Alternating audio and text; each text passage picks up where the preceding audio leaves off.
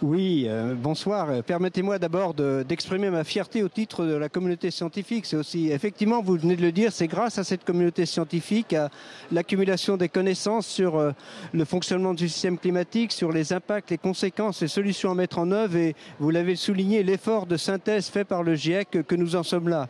Je crois que sans cet effort, eh bien, disons, cet effort de la communauté scientifique était réellement le point de départ de l'accord. Alors, accord historique, oui, tout le monde l'a dit ici.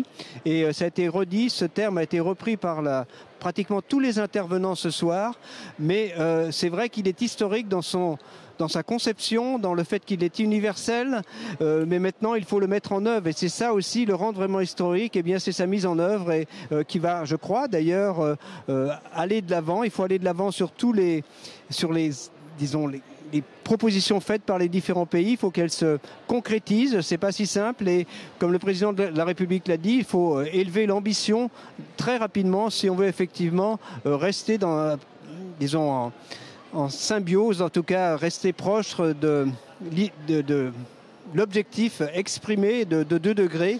Celui de 1,5 degré est encore plus difficile à obtenir, mais nous sommes encore loin. Il faut vraiment mettre tous ces accords en œuvre et c'est là que, je crois, l'accord deviendra vraiment historique.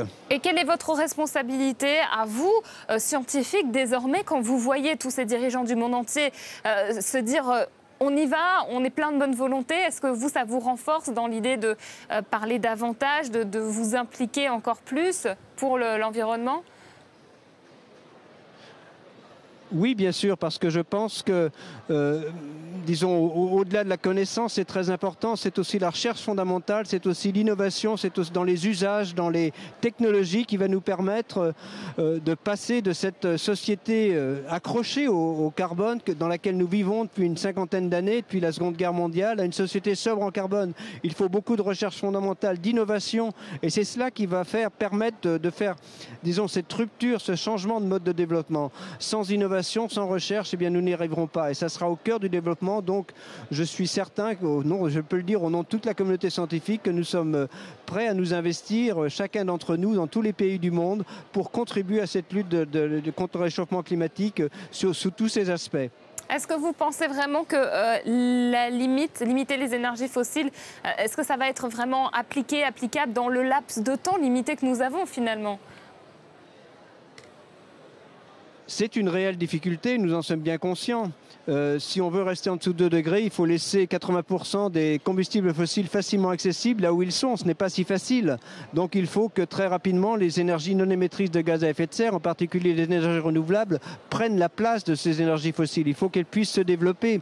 Et le président l'a redit, il est important pour que ce soit le cas qu'un prix soit donné au carbone. S'il n'y a pas de prix au carbone, ça sera extrêmement difficile que les énergies alternatives se développent. Donc c'est très important ce prix au carbone et ça a été mentionné, c'est mentionné dans l'accord, ça a été mentionné par le président de la République, mais c'est vraiment un point clé. Disons, quitter notre civilisation construite autour de combustibles fossiles n'est pas si facile. Chacun d'entre nous sommes impliqués et il faut effectivement l'aider, donner un prix au carbone et faciliter les innovations et les mises en place d'une société bas carbone. C'est un objectif qui est clairement affirmé dans cet accord que l'on peut qualifier d'historique, mais qu'il faut maintenant mettre en œuvre avec tous les moyens dont nous disposons et disons sur l'ensemble de la planète, que ce soit l'Afrique, l'Europe, les États-Unis, l'Asie, tous les pays doivent s'unir pour aller vers cette société bas carbone. Et c'est bien l'idée quand même qui, disons, est le fil rouge de cet accord de Paris.